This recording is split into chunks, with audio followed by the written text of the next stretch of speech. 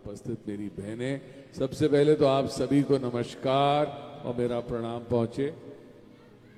आदरणीय परम पूज्य साधना श्री जी, कथावाचक जी, हमारे विधायक जवाहर राजपूत जी, प्रदीप सुरावगी जी, मेरी भाभी सुनीता शर्मा जी, ललता पंचाल साहब, शिवेंद्र प्रताप मेरे छोटे भाई शैली साहब, संजीव पटेरिया जी, केशव सिंह परिहार साहब, संजीव तिवारी भैया, बद्री त्रिपाठी जी हमारे महामंत्री, अपर्णा दीदी, सुरेंद्र व्यास जी, ये जिनके तत्व में हो रहा है ना दिव्य प्रेम सेवा मिशन, आशीष जी का मैंने जानबूझ के अभी तक नाम नहीं लिया था। बहुत साल, बहुत पुरानी बात है। मैं आशीष जी को जानता नहीं था, उन्होंने तो कभी मेरा नाम भी नहीं सुना होगा। मैं इतनी पुरानी बात कर रहा हूं। एक बार संयोग से मेरा जाना हुआ हरिद्वार, और ऋषिकेश, वहां मेरी कुछ बच्चों से मुलाकात हुई। वो बच्चे जब आए बड़े भावपूर्ण से और बहुत साफ कपड़े पहने हुए, बहुत सुंदर उन्होंने एक प्रस्तुति करी। और मैंने जब पता किया कि बच्चे कौन है भाई, किसने इनको इतनी अच्छी तरीके से हमारी संस्कृति, हमारे संस्कारों के बारे में सिखाया, तब मैंने पहली बार आशीष जी का नाम सुना।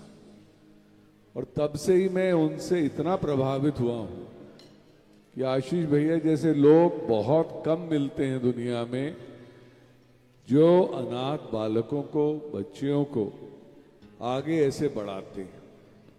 इन बच्चों को शिक्षा ही नहीं, इन बच्चों का पूरा भविष्य उज्जवल करने का काम करते हैं। आज आप और मैं, हम लोग सब कथा सुनने चले आते हैं, पर कथा के माध्यम से जो सुनते हैं वो बहुत सारी चीजें भूल जाते हैं, घर जाते जाते। दीदी ने आज इतना सुंदर भाव से वृंदावन के बारे में, गोवर्धन धाम के बारे में बताया। मैं आपको बता दूं, मेरा घर भी एक वृंदावन में, मेरे पूज्य दादाजी वृंदावन में ही निवास करते थे, तो मेरा कभी कभी होता था जाना। पर हम लोगों को अपने दिल में, अपने मन में जो कथा से हम सुन के जाते हैं, कुछ भी अगर हम लोग उतार लें तो ये समाज कितना अति सुंदर हो जाएगा, ये समाज कितना सत्य पे चलने लगेगा।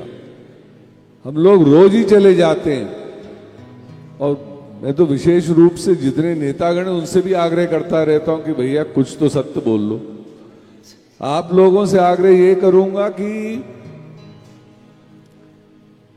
ये देश बहुत कठिन परिस्थितियों से गुजरा, और अगले 20-25 साल भी बहुत आसान परिस्थितियां नहीं होंगी। पर हम लोगों को दो ऐसे जने मिले हैं जिन्होंने हमारी विरासत को भी और विकास को भी ध्यान दिया है।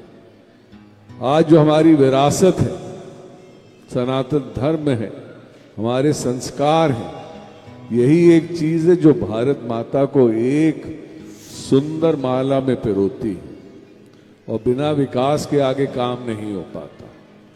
तो ऐसे दो तपस्वी राजा जो आपको मिले हैं ना, मुझे नाम लेने की जरूरत भी नहीं है उनकी, आप सबको पता मैं किसके बारे में बात कर रहा हूं। ऐसे तपस्वी लोग बहुत मुश्किल से मिलते हैं और बहुत कम युगों में आते हैं। ऐसे लोगों का ध्यान रखिए, क्योंकि वो हमारा ध्यान रखते हैं। मैं यहां पर आदरणीय जगदीश चौहान जी की वजह से आया हूं। वो मेरे मित्र भी हैं, भाई भी हैं, और उनका एक बड़ा आशीर्वाद रहता है मेरे चुनाव में। वो सारे मेरी चुनाव की प्रक्रिया भी पूरी वही करते हैं। तो जब उनका हुक्म हुआ कि अनुराग जी पहुंच जाइएगा, तो मैं दिल्ली से दौड़ा दौड़ा चले आ रहा हूं।